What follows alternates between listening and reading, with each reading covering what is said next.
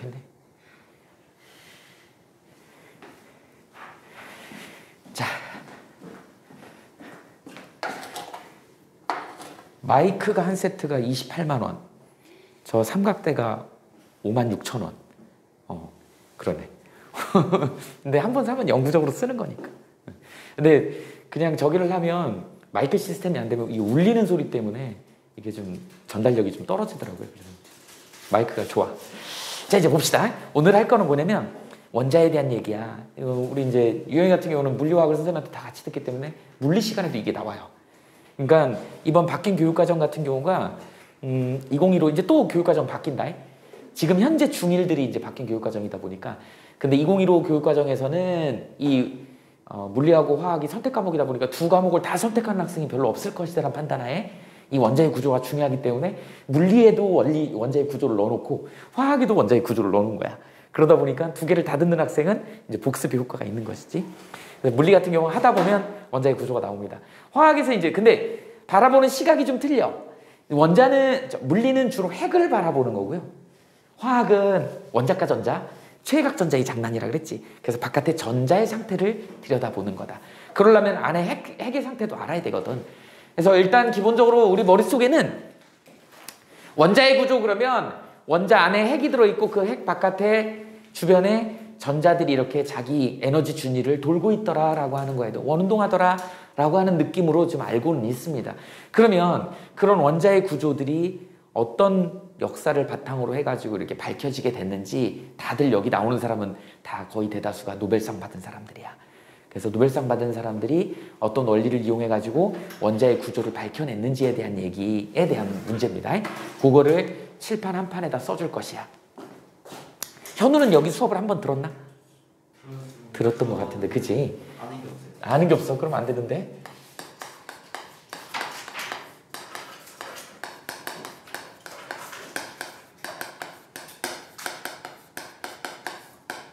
니네 이제 시험 문제 풀어보면 알겠지만 뭐 역사를 이해하는 게 중요한 게 아니고 각 과학자들이 어떤 이론을 어떤 원리를 바탕으로 해가지고 원자의 구조를 밝혀냈는지에 대한 그 실험적인 증명 방법 이제 이런 거를 꿰고 있어야 됩니다. 그 다음에 어떤 방향으로 원자를 이해하려고 했는지에 대한 얘기. 그 중에서 이제 제일 중요한 사람이 누구냐면 가다 보면 보어가 나와. 가장 현대적인 이제 그러면서 양자역학까지 연결이 됩니다. 그 얘기를 할 건데 이제 원자 그러면 가장 먼저 화학, 우린 지금 화학을 다루고 있기 때문에요. 화학에서 원자 그러면 가장 중요한 사람이 누구냐면 돌턴이야. 그래서 돌턴의 원자설부터 들어갈 겁니다. 첫 번째.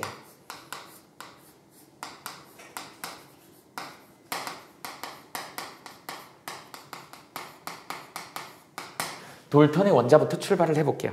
돌턴의 원자는 일단 어디서부터 출발하냐면 돌턴의 원자설이야. 돌턴의 원자설부터 출발을 합니다.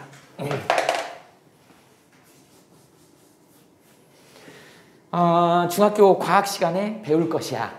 돌턴의 원자설 그러면 4가지가 나옵니다. 그 4가지의 각각의 의미도 알아두면 좋아. 고등학교 때는 중학교 때 배웠다는 내용 때문에 따로 돌턴의 원자에 대해서 언급을 하진 않아요. 근데 화학을 배울 때 돌턴의 원자를 언급을 안 하면 안 되기 때문에 선생님이 보충 형태로 다시 한번 언급을 하는 거야. 첫 번째. 이런 표현 들어봤을 거야?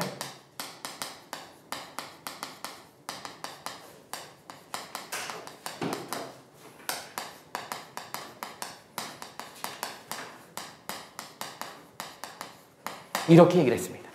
더 이상 쪼갤 수 없는 가장 작은 입자다 이렇게.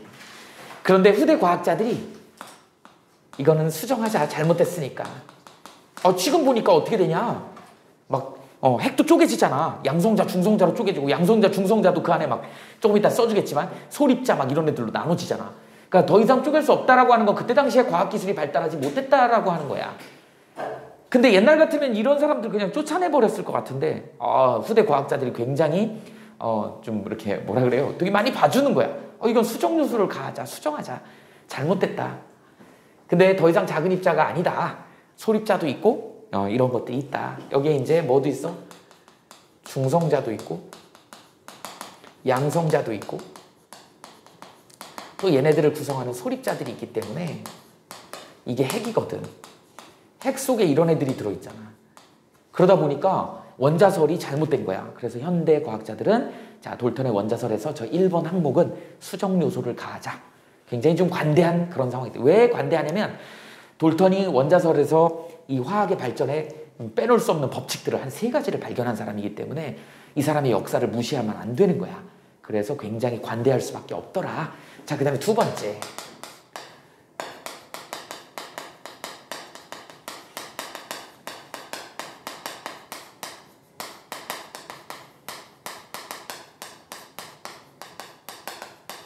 이렇게 정의를 합니다. 같은 원소는 크기와 원자의 크기와 질량이 같더라. 이것도 역시 좀 잘못됐다라고 얘기를 합니다. 이것도 수정 요소를 가하자 이렇게 얘기를 하죠. 이유가 뭐냐면 여기서 크기가 같은 건 맞아. 그런데 이 질량에 문제가 생기더라는 거지. 질량이 다른 애가 있더라. 그 대표적인 애가 누구예요? 동위원소가 있더라. 동위원소에 뭐 예를 들어서 수소가 1번짜리가 1짜리가 있으면 2짜리가 있고 3짜리가 있더라. 이 위에다 쓰는 걸 우리는 뭐라 그래? 질량수라 그랬죠. 질량수야. 이렇게 같은 수소인데 질량이 다른 애들이 있더라는 거지. 이거 잘못된 거죠. 질량이 다르더라 라고 하는 것이지. 그러다 보니까 그때 당시 어떻게 뭐 동위원소의 존재를 알았겠어? 라고 하는 거에 대한 굉장히 관대한 그런 수정 요소를 가하게 되는 것이죠. 그래서 돌턴의 원자설, 법칙이 아니고 설일 수밖에 없는 이유가 이 1번 항목하고 2번 항목에 문제가 있기 때문에 그렇다. 현대 과학기술로는 저게 아니라는 게 증명이 됐습니다. 그런데 돌턴이 이제 대단한 건 뭐냐면 3번하고 4번 항목이 대단한 거죠. 그래서 3번 들어봤을 거야?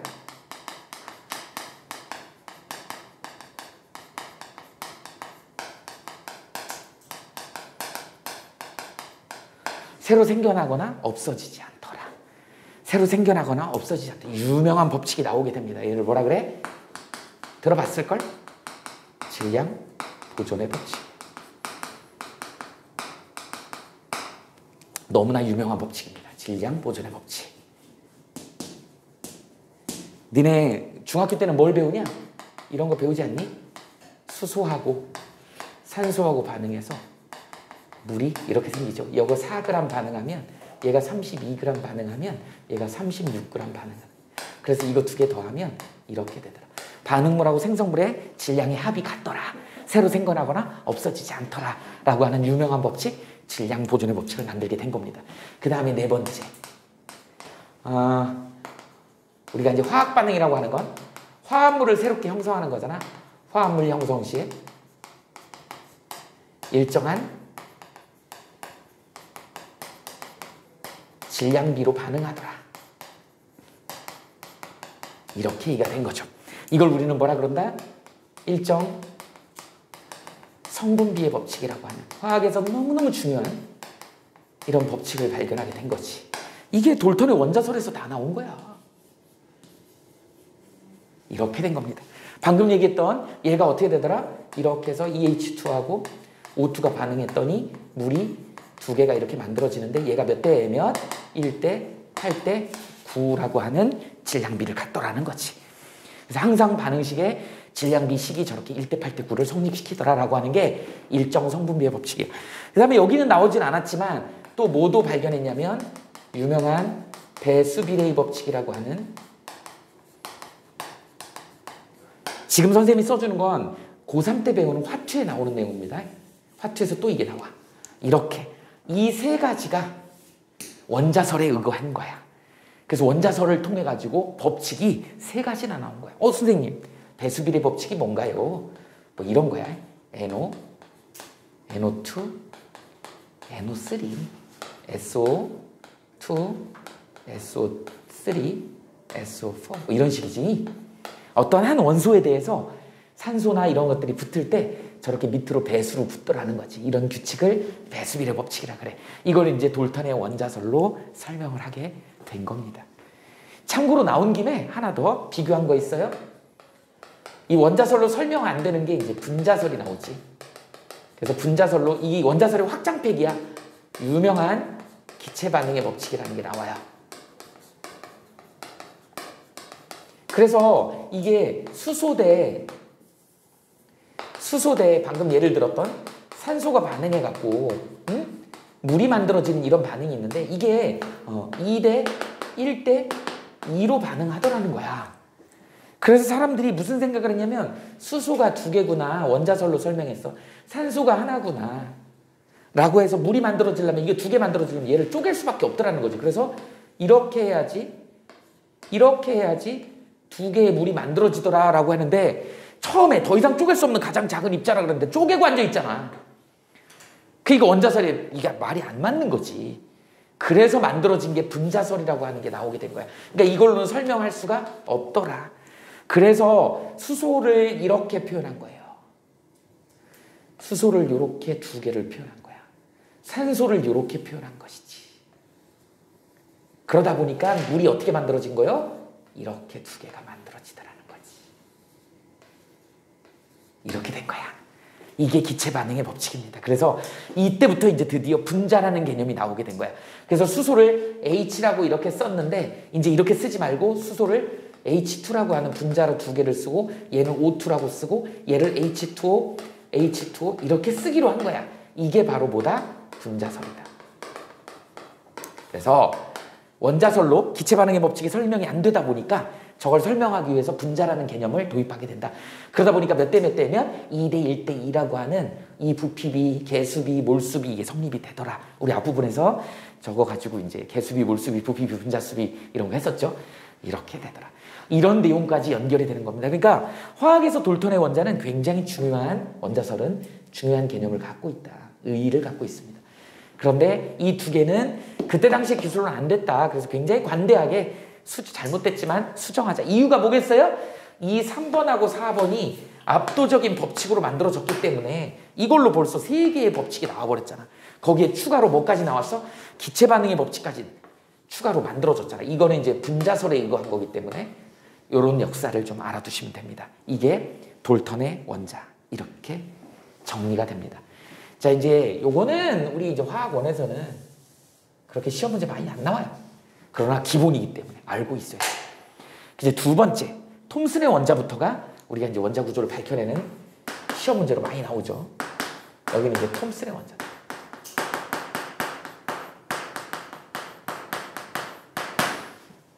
톰슨의 원자는 음극선 실험이라는 걸 하지. 그러니까 무슨 실험을 통해서 했는지 또 중요합니다. 음극선 실험 이렇게 얘기를 하지. 우리가 이제 플러스 극을 양극, 마이너스 극을 음극 이렇게 얘기를 하지. 영어로 음극을 이렇게 얘기를 해요. 캐소드라 그래. 캐소드라고 하는 음극에서 반대로 양극은 영어로는 에노드라 그래. 참고로 그냥 알아두세요. 그래서 캐소드라고 하는 음극, 마이너스 극에서 뭐가 튀어나오는데 광선처럼 튀어나오더라는 거야. 그래서 레이라는 표현을 썼어요. 엑스레이 할 때 레이가 광선이잖아. 근데 사실은 너네 알지만 음극선에서 뭐가 튀어나오니? 전자가 튀어나오더라. 입자가 튀어나오더라는 거야. 전자가 튀어나오는 걸 사실은 밝혀냈는데 그 전에는 이게 광선인 줄 알았어. 빛 같은 광선인 줄 알았는데 그렇지 않더라는 거지. 그래서 음극에다가 강한 방전을 했을 때 음극에서 튀어나온 애를 가지고 무슨 실험을 했냐면 첫 번째 우리가 그림자 실험이라는 표현을 써요. 그래서 이런 물체를 갖다 놓고 십자가 모양의 물체를 갖다 놓고 여기다 이제 마이너스 극에서 음극선을 쏜 거야. 그랬더니 얘가 어떻게 되더라? 이렇게 해가지고 그림자가 이떠시만하게 크게 나오더라는 거지. 이렇게 생기더라는 거야. 그림자가. 이걸 보고 톰슨은 무슨 얘기를 했냐면 여기서 나오는 음극선이 우리 이거 바늘구멍 사진기 막 이런 거 할 때 직진성을 얘기하잖아. 이렇게 확대된 걸 보면 여기서 나온 광선은 직진한다라는 걸 알아낸 거예요. 됐어요? 이게 첫 번째 실험이야. 그 다음에 이제 2번째. 이번에 무슨 실험을 하면 바람개비 실험을 하죠.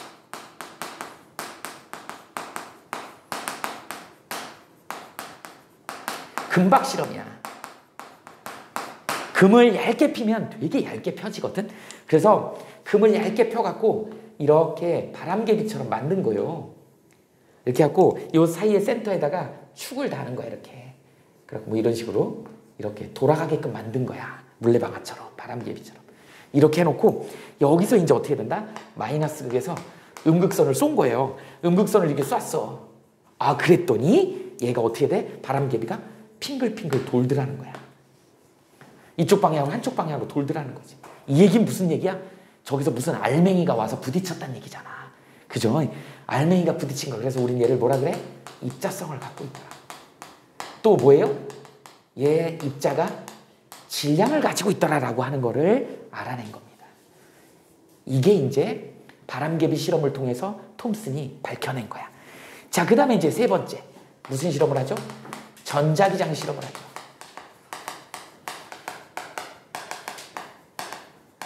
얘가 반응을 하더라. 전기장, 자기장에. 먼저 전기장을 걸어주는 거야. 이렇게 해갖고 이쪽에 플러스 전하를 띠고 있고 이쪽에 마이너스 전하를 띠고 있고. 우리 전기장은 어떻게 되냐면 플러스 전위에서 마이너스 방향으로 이렇게 방향성을 이렇게 갖는 전기장이 형성이 되거든.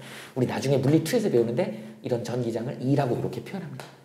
전기장 벡터. 이렇게 이런 전기장 사이에다가 뭐를 집어넣냐면 마이너스 음극을 여기다 쏘는 거야. 아, 그랬더니 이 음극선이 가다가 플러스 쪽으로 이렇게 휘어갖고 여기 감광판에 여기에 딱 찍히더라는 거야. 얘 그 휘네? 왜 휘어? 마이너스 성격을 띠고 있기 때문에 라고 하는 거. 음극에서 튀어나온 애가 입자성도 같지만 얘가 플러스 쪽으로 휘더라는 거야. 아, 얘 마이너스 성격을 갖고 있구나. 이건 이제 전기장 실험이야. 이번엔 자기장 실험도 해볼게. 자기장 실험은 어떻게 그래야 되지?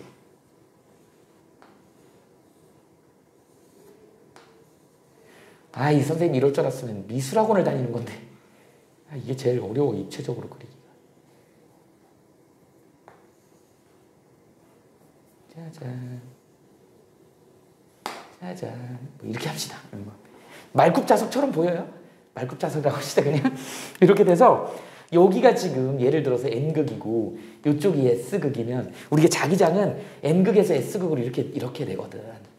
그럼 여기다가 이제 어떻게 되는 거야? 마이너스 극의 음극선을 쏘는 거야. 그럼 얘가 어떻게 되냐면 자기장, 플레밍의 왼손 법칙, 이거는 힘, 자기, 전류로 하는 거거든요. 자기장이 N에서 S, 전류가 지금 전자 나오는 거에 반대 방향이니까 이렇게 된다고. 전류는 전자의 반대 방향, 그런데 엄지손가락이 아랫 방향이지. 그러다 보니까 얘가 이렇게 가다가 아랫 방향으로 힘을 받는 거야. 이렇게 되더라는 거지. 그래서 어쨌든 전기장하고 자기장에서 반응을 하더라는 거야. 이렇게 전기장하고 자기장에서 반응을 했던 이유가 뭐 때문에 그래? 얘가 마이너스 성격을 갖고 있다. 선생님이 성격이라는 표현을 썼지만 마이너스 전하를 띠고 있다. 이렇게 된 것이죠. 그래서 톰슨이 이런 성격을 갖다가 알아낸 거다. 별표 하나만. 이렇게 알아낸 거다. 그래서 여기서 톰슨이 이걸 종합해가지고 발견한 게 전자, 엘렉트론을 발견하게 된 거예요. 이게 톰슨의 업적입니다. 그래서 톰슨은 어떤 원자를 갖다가 주장을 했냐면 이렇게 생긴 원자를 주장을 하죠. 여기에 마이너스가 콕콕콕콕 이렇게. 이걸 뭐라 그러냐면 플럼 푸딩 모델이라 그래요.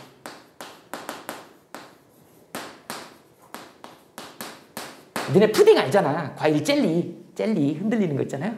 이렇게 그 사이사이에 플럼 자두가 콕콕콕 박혀있는 느낌이야. 그러면서 톰슨은 뭐라고 얘기를 했냐면 야, 자연계에 있는 모든 물질들이 다 이렇게 생겼어. 그 다음에 여기에 있는 빈 공간, 선생님이 빗금친 부분 있죠? 이거 중성 원자여야 되니까 얘는 아마 모르긴 몰라도 플러스 전하를 띠고 있을걸? 그래서 얘랑 상쇄돼 갖고 중성일걸? 이렇게 얘기해.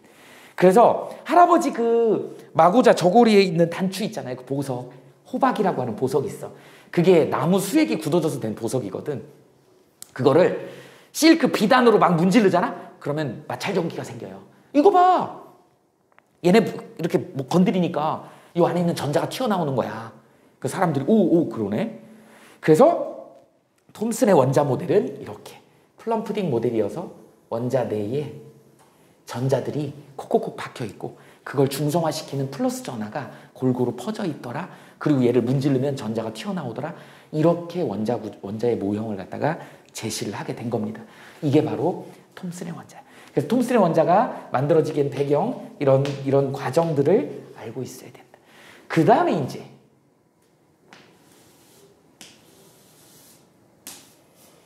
톰슨의 이제 제자가 있죠. 톰슨도 아마 노벨상을 받은 걸로 내가 알고 있는데 톰슨 제자가 러더퍼드라는 사람이 나와. 그래서 세 번째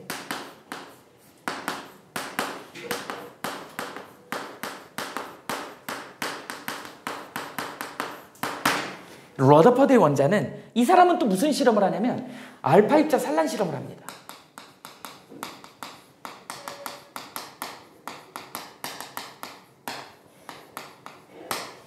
알파 입자 산란 실험이라 그래. 그러니까 실험들의 특징들을 다 알고 있어야 됩니다. 여러분들 알파 입자가 또 뭔지 알아야죠? 알파 입자는 어떻게 생겼냐면 헬륨에 2의 4자리에 전자 2개를 띄워버리는, 그래서 헬륨 원자핵이라고 설명하면 돼요. 헬륨 원자핵이다 보니까 헬륨 원자핵은 어떤 성격을 띠고 있는 거야? 질량이 꽤 무거운 편이죠. 그 다음에 플러스 성격을 띠고 있는 거야. 전자가 없는 거니까. 그래서 알파 입자는 플러스 성격을 띠고 있다. 실제로요. 이렇게 우리가 이제 핵 반응을 할 때 이거 지금 납이야. 납으로 이렇게 둘러싸인 이 벽면에다가 여기다 뭐 라돈이나 라듐 같은 이런 방사능 물질이 있다 그래봐. 여기다 놔주나? 그럼 얘가 붕괴해가지고 여기서 알파선이 나옵니다. 알파선이래. 감마선. 에너지선, 감마선이 엄청나게 직진해서 나오죠. 그 다음에 여기서 이제 알파선이 이렇게 두리뭉실하게 이렇게 꺾여. 알파선이 이쪽으로 꺾인다. 그 다음에 휘가닥 가벼워가지고 휘가닥 빨리 꺾이는 애가 이게 베타선이야. 우리 베타선은 전자선이라고 얘기를 하거든. 전자가 너무 가볍기 때문에. 그럼 딱 보면 알겠지만 이렇게 되고 이렇게 되면 여기 전기장이 여기가 마이너스 극일 것이고 얘가 플러스 극일 거죠. 무슨 말인지 알겠냐? 그러니까 알파선은 플러스 성격을 띠고 있기 때문에 마이너스 쪽으로 휠 거고, 그 다음에 전자는 마이너스 성격을 띠고 있으니까 베타가 전자선이거든. 그러니까 플러스 쪽으로 휘는데, 야 니네 알고 봐. 원자핵이 훨씬 무겁잖아. 그러니까 같은 전기장의 힘으로 끌어당기면 알파는 두리뭉실하게 이렇게 돼요. 근데 베타는 가볍기 때문에, 전자는 가볍기 때문에 휘가닥 꺾여버리는 거야. 그래서 저걸 보고, 공무원 시험에 많이 나오는 그림이야. 저걸 보고 어디가 플러스인지 마이너스인지도 알아야 되고 어떤 게 베타선이고 어떤 게 알파선인지도 알아야 돼. 그래서 핵 붕괴를 하게 되면 나오는 게 알파선이야. 그걸 입자기 때문에 우리는 알파 입자라고 얘기를 하는 거야. 그래서 제목이 알파선 산란 실험도 맞는 말이고 알파 입자 산란 실험도 맞는 말입니다. 근데 최근에는 알파 입자라는 표현을 더 많이 쓴다. 이 실험을 통해 가지고 러더퍼드가 또 다른 원자 구조에 대한 얘기를 하게 되는 것이죠. 얘는 실험을 어떻게 하냐면 금박 실험을 한다고. 니네 금은 아까도 얘기했지만 얇게 펴진다고요. 그래서 금을 얇게 피잖아? 그럼 거의 금이 이렇게 원자 수준으로 펴져요. 니네 뭐 공진단이나 뭐 한약방에서 만들어주는 그런 데 보면 얇은 금박을 싹 입히잖아. 금박이 살균 효과 이런 게 있기 때문에 그걸 쓰는 거다. 근데 되게 얇아요. 손으로 문지르기만 하면 없어져 버려요. 엄마 화장품에 금 들어있는 경우도 있어. 그거 발라버리면 사라져버려요. 그 다음에 횟집에 가면 금가루 뿌려주죠. 먹는 금 있지. 그거 먹으면 그냥 똥으로 나오긴 하지만 흡수되면 중금속이야. 흡수되면 중금속 오염되는 거 막 허리 휘고 막 이렇게 돼요. 근데 금은 잘 흡수가 안 되는 애들이야. 그냥 바로 똥으로 나옵니다. 근데 왠지 딱 보면 좀 있어 보이죠. 옛날에 황제들이 그렇게 금가루 뿌려갖고 먹고. 근데 그렇게 뿌리는 이유가 뭐냐면 이 금이 그렇게 펼쳐놓으면 항균 효과가 커. 특히 이제 회 같은 경우는 그 스시 장인들이 자꾸 회를 손으로 만지잖아. 손에서도 균들이 많이 갈 수 있잖아. 그러면 이제 그 금가루를 뿌려놓으면 그런 균들이 번식하지 못합니다. 그러니까 그런 시각적인 효과도 있지만 사실은 과학적으로는 그런 효과도 있다. 그런 금박들을 확대해서 보면 이런 수준으로 한 겹은 좀 너무 무리했고 이런 식으로 약 2겹 정도 되는 원자 수준으로 이렇게 펼쳐지더라는 거야. 이렇게. 금박이 이렇게 펼쳐지는 상황에 여기다가 이제 스크린을 이렇게 원형으로 이렇게 배경 뒤에다가 이렇게 배치를 하는 거야. 스크린은 이제 알파 입자를 검출할 수 있는 그런 스크린을 이렇게 해놓는 겁니다. 이게 실험 장치야. 여기다가 이제 뭐를 쪼이는 거야? 알파 입자를 쪼이는 거죠.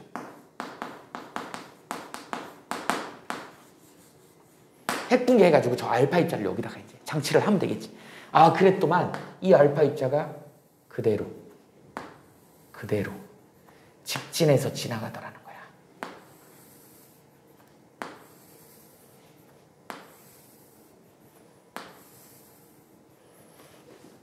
러더퍼드는 자기 스승님이 톰슨이잖아. 톰슨이 제안한 모델에 대해서 이제 무슨 예상을 했겠니? 전자가 콕콕콕 박혀 있으니까 내가 알파 입자를 쏘면 알파 입자는 플러스 성격을 띠니까 가다가 원자를 만나면 조금 휠 거라고 생각을 한 거야. 그죠? 플러스 마이너스 서로 땡기니까 가다가 조금씩 휠 거라고 생각했어. 근데 실험을 해보니까 다 직진이더라는 거야. 이게 좀 달라, 예상보다. 그러니까 스승님이 제안했던 이 구조는 아닐 거라는 걸 알아낸 거죠.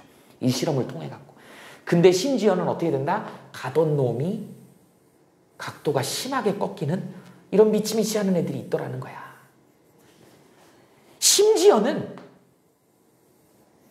반대로 튀어나온 놈들도 아주 극히 일부지만 있더라는 거야. 이렇게 세 가지 부류의 결과물이 나오더라는 거야. 자, 먼저 첫 번째. 어떻다고요?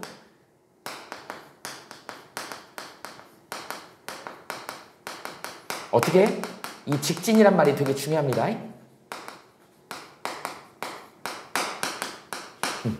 거의 대부분 직진으로 통과하더라. 만약에 톰슨의 모델처럼 저 안에 전자가 꾹꾹꾹 박혀 있으면 분명히 가다가 찔끔찔끔 휠 거라는 거지. 근데 아니고 그냥 통과해버리더라. 이 결과물로 우리는 원자 내부가 텅 비어있다라고 하는 건 원자 텅텅설 뭐 이런 표현을 하죠. 원자 내부가 텅 비어있더라. 그리고 이제 얘네들 미치미치하게 빗나가는 애들이 있더라는 거죠. 아주 극히 소수인데 거의 99% 애들은 대부분 직진으로 통과한다. 그러다 보니까 텅 비어있다는 사실을 알아낸 거고. 빗나가더라. 빗나가 각도가 심하게 꺾이더라. 그 얘기는 뭐예요? 내가 쏴준 게 플러스니까 이 안에 뭔가 플러스를 띠고 있는 애가 있더라는 거지. 안에 부피가 굉장히 작은, 그러니까 크기가 작은 거지.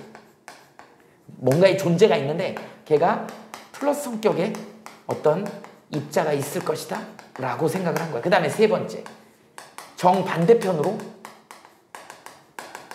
튕겨나간 거에 대한 거는 어떻게 설명할 거냐는 거야. 아, 여기는 가운데 여기 있던 플러스 입자가 질량이 어마무시하게 클 것이다. 그러니까 우리 당구 칠 때 당구다이 가운데에 쇠공이 있다고 생각해봐. 10kg짜리 쇠공이 있어. 크기는 같은데. 그럼 당구공으로 때리면 어떻게 될까? 그 쇠공은 가만히 있고 당구공만 튕겨나가 버리겠지? 가운데 질량이 굉장히 큰 놈이 있을 거라는 거죠. 그러니까 부피는 굉장히 작으면서 질량이 굉장히 큰 거니까 한마디로 뭐라고 하면 되냐? 밀도가 큰 내부에 원자핵이 들어있을 것이다. 이렇게 예측한 거예요. 그리고 얘는 무슨 성격을 갖고 있어? 플러스 전하를 띠고 있을 것이야 라고 해가지고 뭐를 발견한 거야? 원자핵을 발견하게 된 것이죠.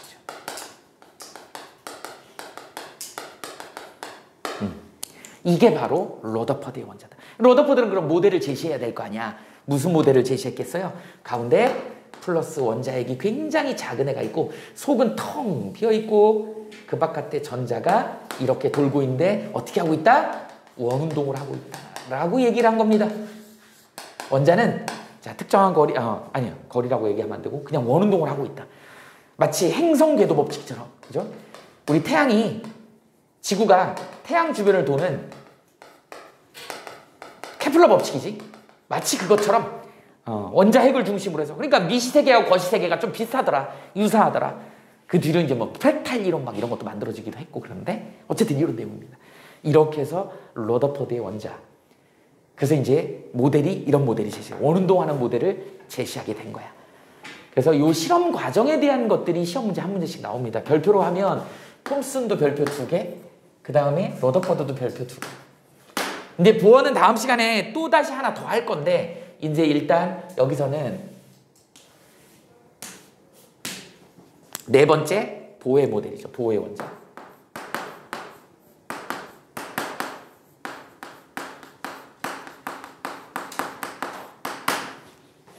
보어는 무슨 실험을 했냐면 수소원자 스펙트럼 실험을 합니다.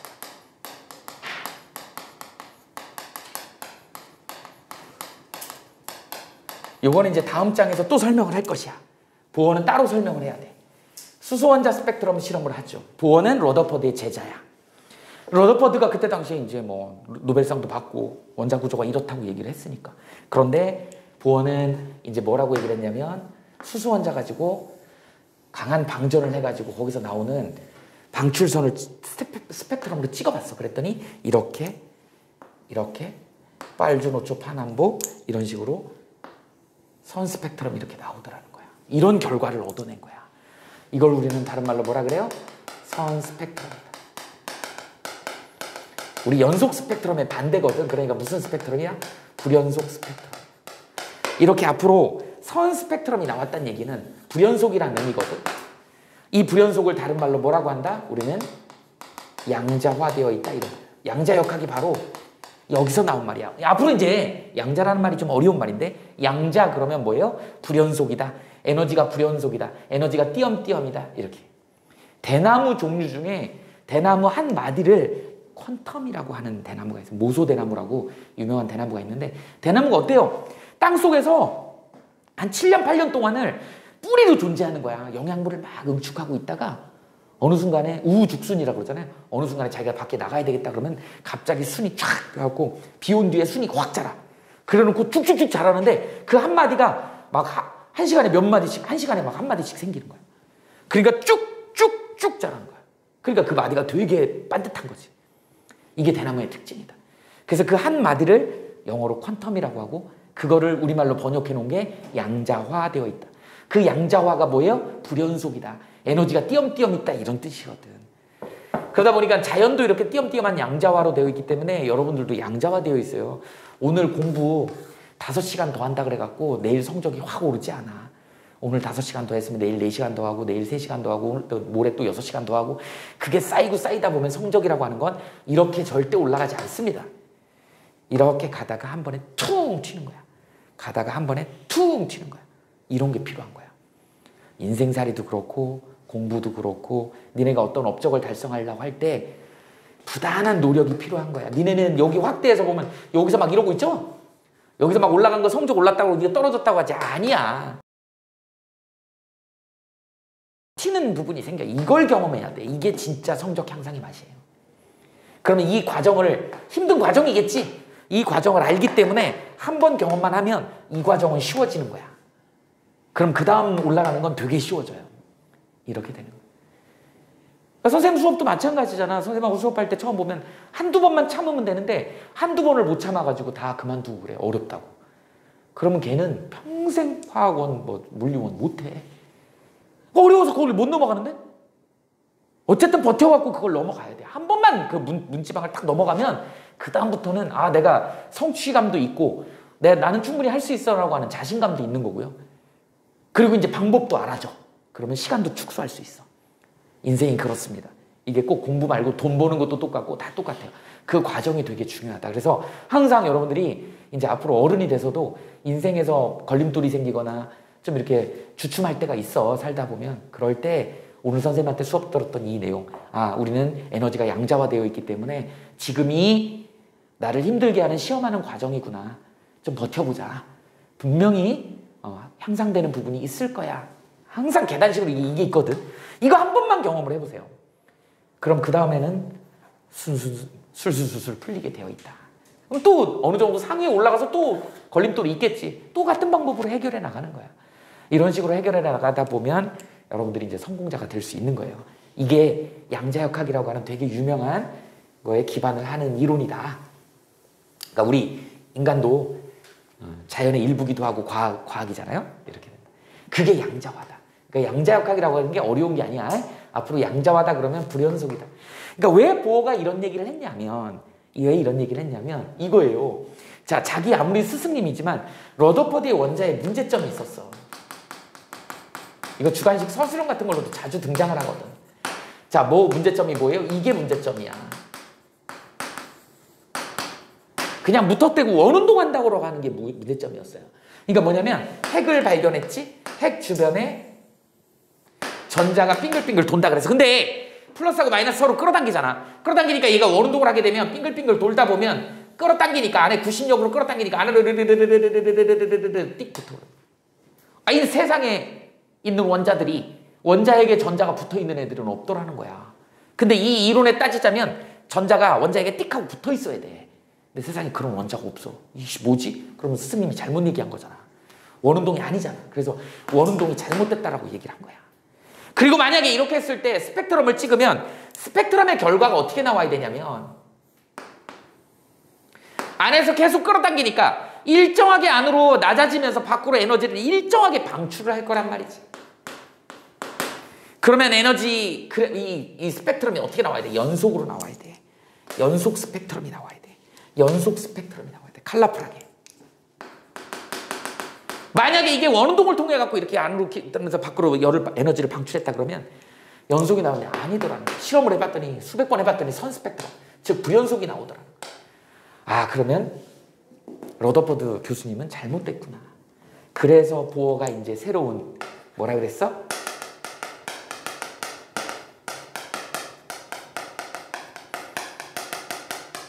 이런 표현을 쓴 거야. 준이란 말이 좀 어렵죠? 레벨이야, 레벨. 근데 게임 레벨 할 때 레벨 있죠. 그래서 특정한 에너지 준위가 있더라. 그러니까 수소원자를 그림으로 그리면 3D로 그리면 이런 식으로 전자들이 돌고 있는 특정한 궤도가 이렇게 있더라는 거지. 이렇게. 이걸 2차원으로 그리면 자, 첫 번째 껍데기는 되게 이렇게 멀리 있고 에너지가 크니까 두 번째 껍데기 이렇게 있고 세 번째 껍데기 이렇게 있고 네 번째 껍데기 이렇게 점점점점점점점점점점점점점점 이렇게 붙더라. 이렇게. 그래서 이제 나중에 전문 물리 쪽에 가면 이 보의 원자에서 첫 번째 양자수. 그 다음에 두 번째 진동수. 뭐 이런 표현을 써요. 양자수 조건이다. 그냥 저거만 놓으세요. 진동수 조건이다. 그래서 특정한 에너지 간격 중에 여기는 양자수 조건이라고 하는 건 N이 1이 있고 2가 있고 3이 있고 4가 있고 그래서 화학에서는 이걸 K껍질이라고 하고 L껍질이라고 하고 M껍질이라고 하고 N껍질이라고 이런 식으로 그래서 전자 껍질을 얘기하는 거죠. 이걸 양자수 법칙이라고 양자수 조건이라고 하고 진동수 조건은 이 간격만큼 에너지가 밖으로 방출되거나 흡수를 하더라는 거야. 그래서 이 에너지를 우리는 어떻게 나타낸다? HF, 진동수, F가 진동수거든? 얘를 파장으로 나타내면 람다분의 C더라. 이런 식을 통해 가지고 이제 이게 약간 물리학적인 접근이야. 이런 애들이 있더라. 이걸 갖다가 이제 보어가 얘기를 한 겁니다. 그러니까 보어의 원자 모델에는 이렇게 이제 특정한 레벨이 있는 거야. 거기에 있고 여기에 이 빈 공간에는 전자가 있을 수가 없는 거야. 그 정해진 라인에만 전자가 있을 수 있더라. 이거 허락된 준이라고 얘기를 합니다. 여기는 금지된 준이야. 이렇게 러더퍼드에서 이제 확장성을 갖게 된 게 보어고 보어는 그러다 보니까 보어가 별표 3개. 보어는 다음 시간에 1시간 또 보어에 대해서만 할 거예요. 이렇게 된 거예요. 그 다음에 이제 현대적인 모형이지. 5번째.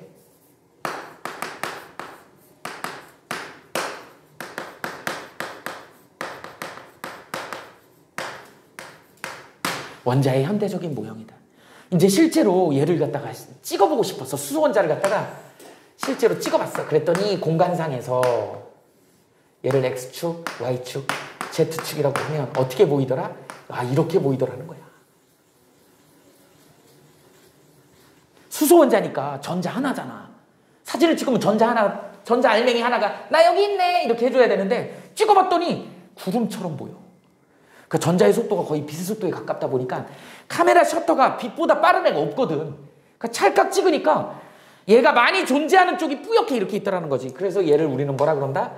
전자 구름이라는 표현을 써. 일렉트론 클라우드라는 표현을 썼어. 이거는 수학적으로는 이런 의미를 갖더라.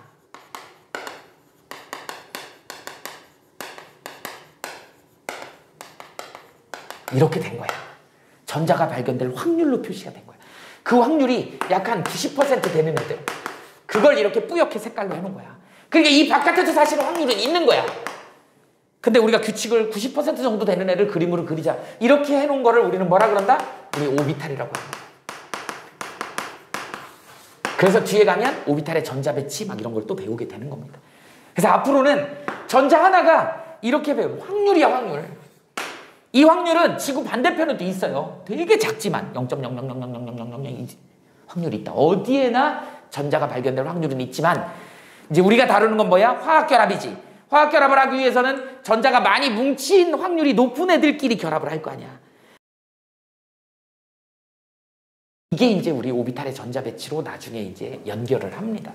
그래서 이제 우리 오비탈의 전자 배치 뭐 예를 들어서 이렇게 쓰면 나중에 배우면 자, 이 얘기는 무슨 얘기야? 두 번째 껍데기에 p-오비탈, R형 모양으로 생긴 p-오비탈에 X축 방향에 전자가 하나 있다. 이런 식의 표현 방식을 우리가 이제 배울 거예요. 이게 이제 현대적인 모형이다.